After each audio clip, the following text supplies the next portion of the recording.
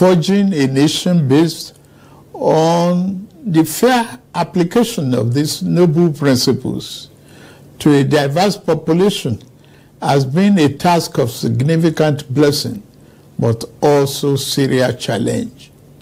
Some people have said should never have come into existence. Some have said that our country will be torn apart. They are forever mistaken. Here, our nation stands, and here we shall remain. This year, we passed a significant milestone in our journey to a better Nigeria by democratically electing a 7th consecutive civilian government.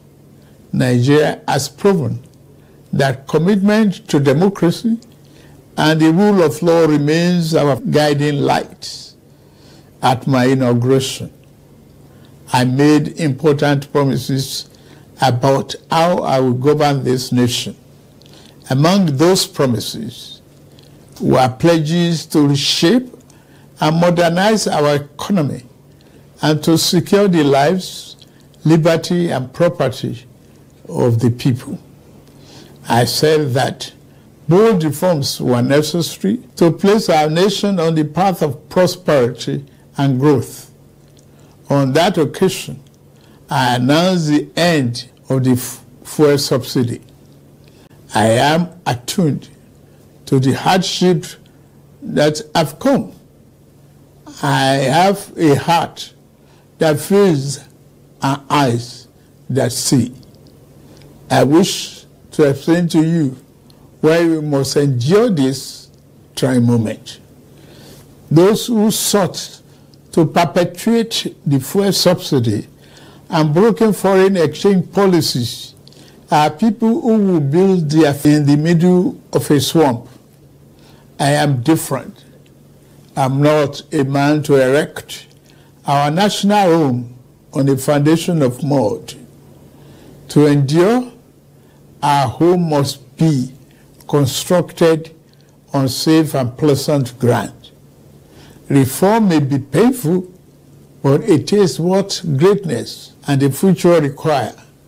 We now carry the cost of reaching a future Nigeria where the abundance and fruit of the nation are fairly shared among all, not hoarded by a select and greedy few. A Nigeria where hunger, poverty, and hardship are pushed into the shadows and ever-fading past. There is no joy in seeing the people of this nation shoulder burdens that should have been shared years ago. I wish today's difficulties did not exist, but we must endure if we have to reach the good side of our future. My government is doing all that it can do to ease the load. I will now outline the path we are taking to relieve the stress on our families and households. We have embarked on a several sector reform to stabilize the economy, direct fiscal and monetary policy to fight inflation, encourage production, ensure the security of lives and property, and lend more support to the poor and the vulnerable. Based upon our talks with labor, business, and other stakeholders, we are introducing a provisional wage award increment to enhance the federal minimum wage without causing undue inflation. For the next 6 months, the average low-grade worker shall receive an additional 25,000 naira per month. To ensure better grassroots development, we set up an infrastructure support fund for states to invest in critical areas. States have already received funds to provide relief packages against the impact of rising food and other prices. making the economy more robust by lowering transport costs shall be key. In this regard, we have opened a new chapter in public transportation through the development of cheaper, safer, compressed natural gas, CNG, buses across the nation. These buses will operate at a fraction of current fuel prices, positively affecting transport fare. The new CNG conversion kits will start coming in very soon, as all hands are on deck to fast-track the usual lengthy procurement process. We are also setting up training facilities and workshops across the nation to train and provide new opportunities for the transport operators and entrepreneurs. This is a groundbreaking moment where, as a nation, we embrace more efficient means to power our economy. In making this change, we also make history. I pledged a thorough house cleaning of the den of malvisions the CBN has become. That house cleaning is well underway. A new leadership for the central bank has been constituted. Also, the special investigator will soon present its findings on the past lapses and how to prevent similar recurrences. Henceforth, monetary policy shall be for the benefit of all and not the exclusive province of the powerful and wealthy. Wise tax policy is essential for the economic fairness and development. I have inaugurated a committee on tax reform to improve the efficiency of tax administration in the country and address fiscal policies that are unfair or hinder the business environment and slow our growth. To boost employment and urban incomes, we are providing investment funding for enterprises with greater potential. Similarly, we are increasing investment in micro, small, and medium-sized enterprises.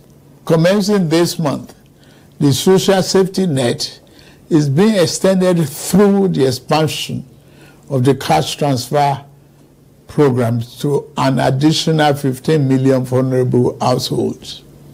My administration shall always accord the highest priority to the safety of the people.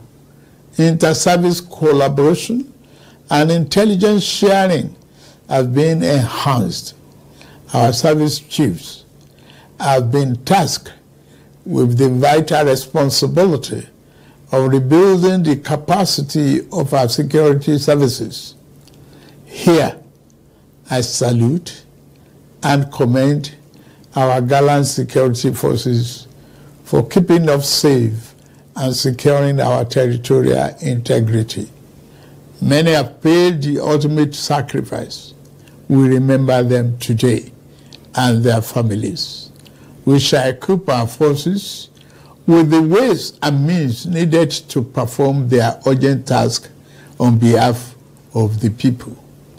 We shall continue to make key appointments in line with the provision of Constitution and with fairness towards all men, women, youth, and physically challenged shall continue to be given due regard in these appointments.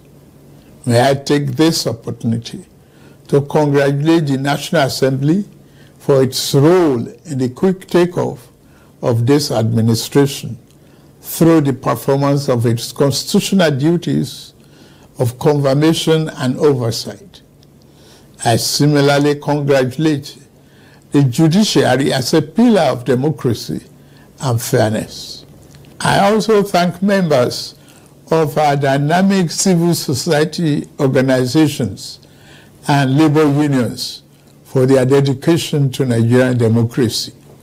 We may not always agree, but I value your advice and recommendations. You are my brothers and sisters, and you have my due respect. Fellow compatriots, the journey ahead will not be navigated by the fear or hatred. We can only achieve our better Nigeria through courage, compassion, commitment as one indivisible unit. I promise that I shall remain committed and serve faithfully. I also invite all to join this enterprise to make our beloved nation into its better self. We can do it. We must do it. We shall do it.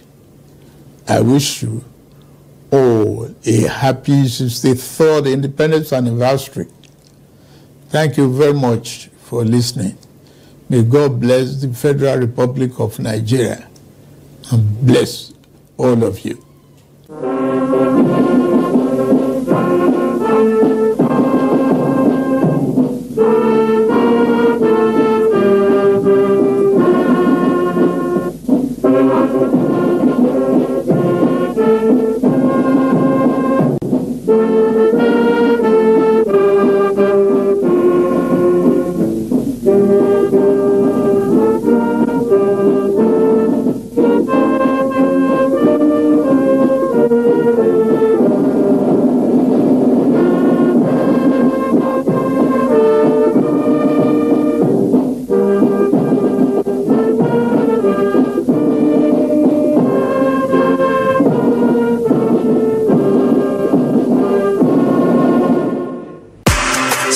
It's okay, make it relax like